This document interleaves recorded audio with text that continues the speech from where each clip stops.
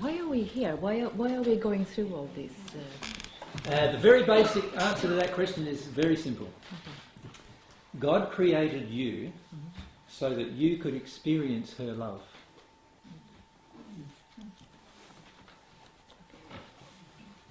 That's it. And it's sad, if you think about it, that the majority of people never experience her love. And that's what I feel is probably one of the saddest things that happens on this planet. That the majority of people don't experience the only reason why God created us. Well, I mean, if we are... I haven't seen so many of your talks yet, sure. But if we are going up this ladder, 22 steps, and we are one with God, don't we experience the love there?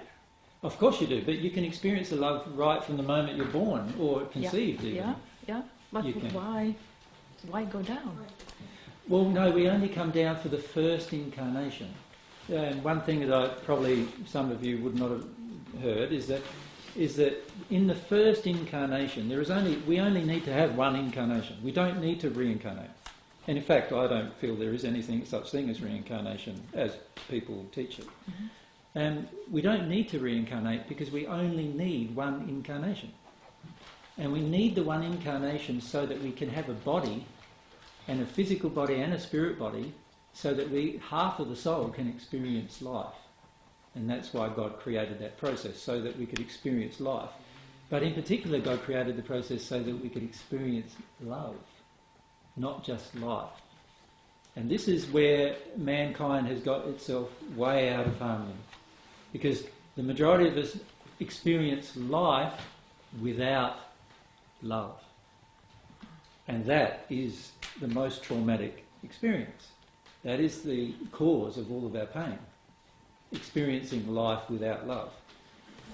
God created the ability for us to arrive in this planet fully loved and to be aware of it, right? And to experience that love for the rest of our existence. That's how God created us, with that potential. Unfortunately, mankind, in his or her infinite wisdom, decide to become self-reliant. In other words, they do not want God involved in the process. And as a result of that, we condemn ourselves to pain. That's what we choose to do through that process. Now, if we can re-embrace the process of connecting to God, we will need to experience some of that pain. We need to let go of that pain. But once we've finished that pain, we no longer need to ever experience it again. Ever. Our entire existence. So I have friends in the spirit world who arrived on earth in the same way we all did. We were conceived, arrived on earth in the spirit world. They had the emotional injuries that their parents imposed upon them. They had lots of painful events occur through their life. They died, often in pain. They arrived in the spirit world in pain. They started addressing a lot of their emotional condition and so forth. And eventually they arrived in the place that I called in the first century the kingdom of the heavens, which is like the celestial kingdom, which is what I call the celestial kingdom. That is the place where you become at one with God. And once you become at one with God, there is now no more pain. None at all. You don't have to come back to earth ever again.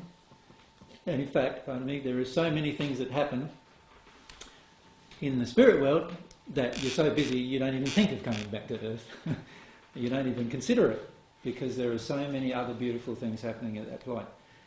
Now that is what God created us potentially to be. The problem with taking the track that most of mankind has taken, which is one of self-reliance, is that it steps away from the only source of all of that, which is God.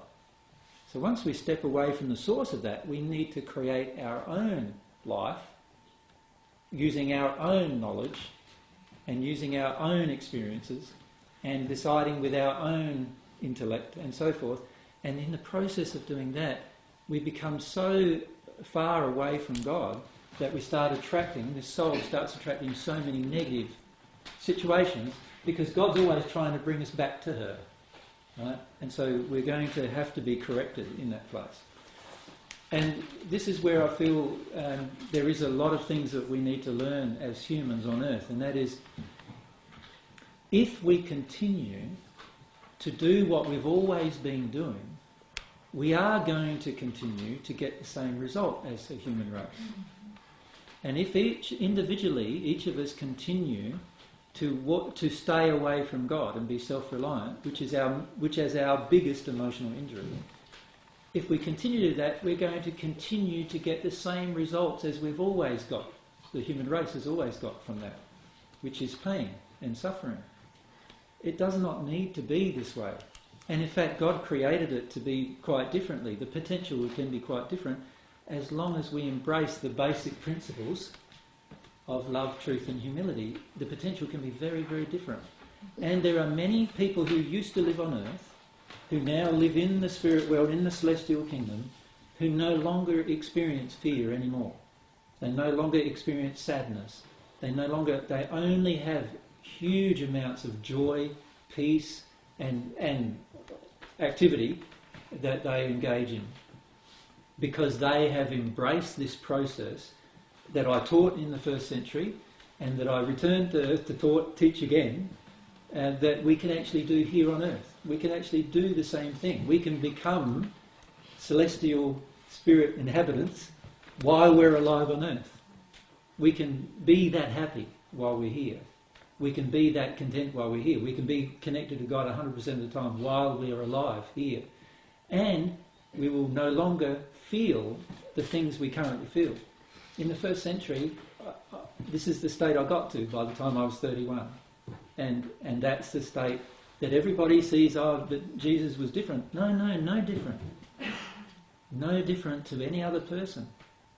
The only difference was I recognised this state was possible, and I had faith in taking the steps that I needed to take to achieve it. And I did that. That's the only difference. Other people did not have that faith, and so therefore they did not take the steps. And what I'm trying to encourage each of you to continue to consider doing is to take those steps. To take the steps towards that one with God, because you will not, at this point, even understand the joy and peace and blessings that can bring to your life. But God is good. God has made a beautiful system, and if we trust in the goodness of God, we will eventually accept the process and go through the process. So that's what I'd like to encourage each of you to do. And in fact, that's probably a good time to finish our discussion. Yes. So if I could not have any more questions, because I just feel that in summary, if I could just summarise, God loves you. God has created a universe that is attempting to illustrate this love to you. The problem that we have is that we are not becoming like little children and absorbing this universe. We have used our powerful intellects down a direction that is very unwise by walking away from God and becoming self-absorbed, self-reliant. And in this process, we just bring pain and suffering to ourselves. Once we connect or reconnect with God, which is a bit firstly about reconnecting to your own emotional self, because that's essential. You'll reconnect to others as an automatic process, and once you reconnect to God, you now have this ability to be in perfect harmony with love, truth and humility all the time, every single moment of your life. In that state, nothing can happen to make you sad. Nothing can happen to make you afraid. And that's the kind of life that was the potential that God offered us as a human race. We chose differently, and we've got the different results that we could have had if we chose this one that God, the path that God had left for us to follow, then we could have had completely different results. And so what I'd like to encourage you to do is it doesn't matter very much whether you believe what I'm saying to you about my own identity or any of those other things. All that matters really is that we all come to know ourselves completely, and we desire to get to know God. And in that process, God's love as it enters us will transform us anyway. It will make us the person God designed us to be. Does that make sense? And the person God designed you to be far exceeds your imagination of what you should be. Do you understand? It far exceeds what you believe you could be. And this is what God offers us through this process. And the process is logical, it makes sense. There is nothing like mystical about it, but it is a process that is a true process we can follow, that can be, in fact, scientifically proven, and that we can embrace. So why wouldn't we choose to embrace it? You know, there's only one reason why we wouldn't choose to embrace it, and that's this big emotion.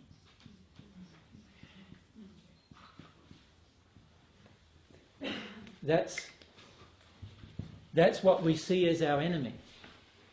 But fear, I don't see as our enemy, and the closer you become to God, you will not see as your enemy either. You'll see it as your friend. It tells you where you're out of harmony with God. So anything that tells you where you're out of harmony with God is your friend. Yes? So if you can allow yourselves to feel through your fears and become like little children, allow the emotions to rise up, connect to God, long for a connection with God, but also connect to these qualities. Like, really focus on them. Like, don't see anything else as your primary way of developing. You see, most people want to go to metaphysical things, spiritual body things, all these other things. If you can focus primarily on, is it loving, is it truthful, am I humble? Is it loving, is it truthful, am I humble?